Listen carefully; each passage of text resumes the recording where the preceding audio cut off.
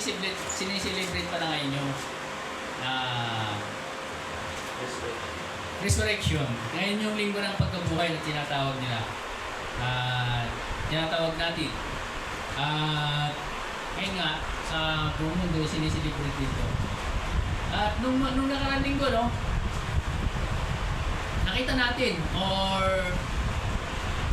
yung iba, naramdaman natin yung kung paano yung ginawa ni Jesus Christ para tayo maligtas. Nakalagay po yun sa nakalagay po sa Isaiah chapter 53 verse 5. Okay. Sabi doon,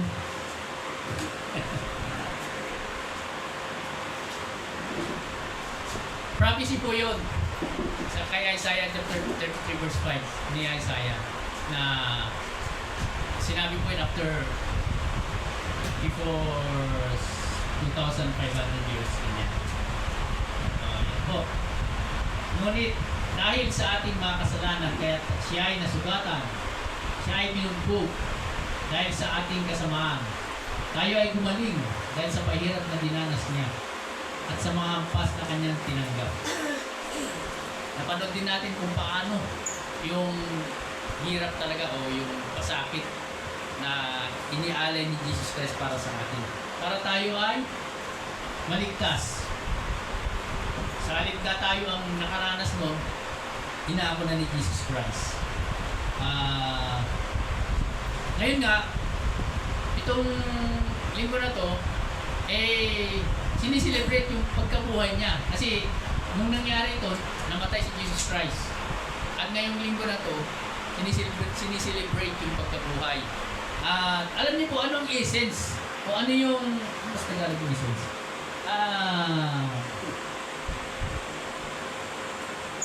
Pinakadiwa. Ano ang pinakadiwa ng resurrection na tinatawag? Alam niyo po, bilang Kristiyano, sa ating mga Kristiyano, ito po yung sign of love, of God's love para sa atin. Ano ang pinakadiwa? Ito yung sign of God's love para sa atin. Ito po yung ito yung proof, ito yung victory over death na tinatawag. Kasi napagtagumpayan ni Jesus Christ yung death. Nag-resurrect siya. Ito po yung ipinanalangin niya dun sa Gethsemane. Ito po yung proof of God's power. Ito po yung eternal life na tinatawag. O, ito yung nagbukas para magkaroon tayo ng eternal life. At ito rin yung bagong spiritual life para sa atin. Ito po yung panglima po, ito po yung hope for the future.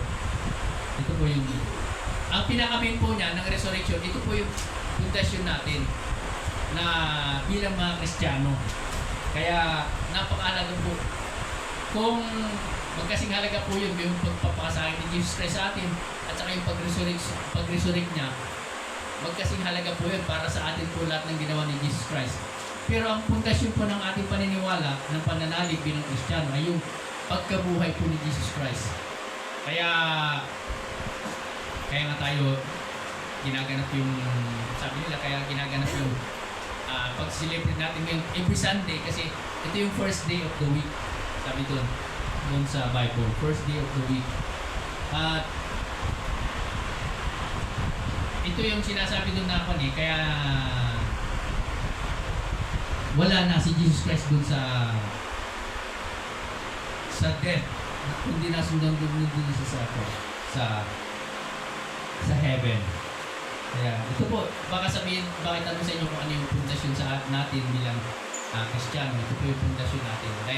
Dahil nabuhay na maguli si Jesus Christ, dahil siya ay nag-resurrect, kaya yun po ang pinapanghawakan po natin na darating si Jesus Christ dito sa muli niyang pagbabalik at tayo ay kanyang pupunin.